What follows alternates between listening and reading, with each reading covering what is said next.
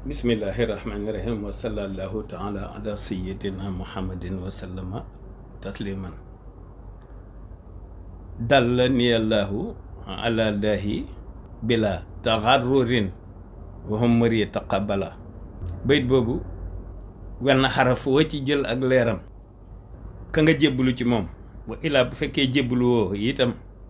xam da ngaa nekk ibadullah wala yooyu nga xam ne ci yonent bi ngay référé wu direct wala lu mën a doon daal leeruk xaraf woo ci taqool mën a egg ci yàlla waaye nag jaar ci ku egg ci yàlla ba noppi daa gën a wóor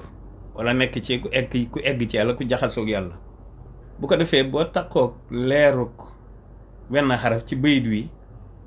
day tax duñu la war te de woru itam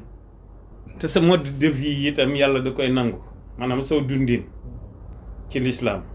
ci jaawartu la nekk bayit wi dallani allahu ala allahi bila taxarurin wa humri taqabbala moom yàlla da ko nangul ba noppi wata bu ko yàlla ndem yàlla da ko nangul nag lu mu wax lu nekk da ngay fekk la mu wax nga tànn ca benn xaraf benn lettre sàkku ca leer ga lay rogalaat ci li nga xam ne moom la ko yàlla defal moom ku tedd ki Cheikh Ahmadou Bamba Xaadimu Rasuul bayit woowu ca jaawartu la nekk ka fayta ni xayhaba ma te jaxa minal layaali fa shakatu bajaxa rawante nag kon ñi nga xam ne guddi la ñuy liggéey ndax am na ñoo xamante ne bii ci seeni service guddi la ñuy liggéey surtout ñi nga xamante ne bii nag dañuy saytu ñu leen di tuddee ay sécurité ñi ci ëpp guddi la ñuy liggéey te guddi dafa am borom ni bëccëg amee borom ni bëccëg amee ay mbindaafon ci nit ak jinne ak leneen noonu la guddi itam amee ay mbindaafon ci yu dul nit te mbindaafon yooyu kenn ku ci nekk ak la nga làmbool te ñaari defkati njaaxum yi guddi la ñuy faral di jóg li ci ëpp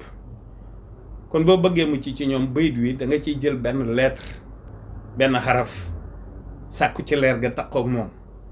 ngir luy ay inconvénient ci say guddi ak ay catastrophe muy man di dox sa diggante ñoom nga def ko daal mu nekk sa protection bu ko defee minal layaali fa shakartu bajaxaa la ko tedd ki wax fa shakartu bajaxaa jooju wax naa leen ñaari li muy firi cant gu amul àpp cant gu jéggi dayo waaw cant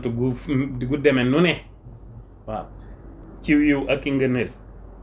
moo tax ñaari bayit yooyu tey ci àllarba ji wen ci mënee boole nag ba ali ilahu llahu aniya bila iqalitin ma bayhuhu li qabila loolu moom waxoon nañ leen ko fi bayit woowu ndax bayit woowu da ko bind ci àllarba ji rek moo tax ma boole ko ci waaye ñaari bayit yi lañ leen waroon a jox. Assalaamu minallahi aleykum wa rahmatuhu.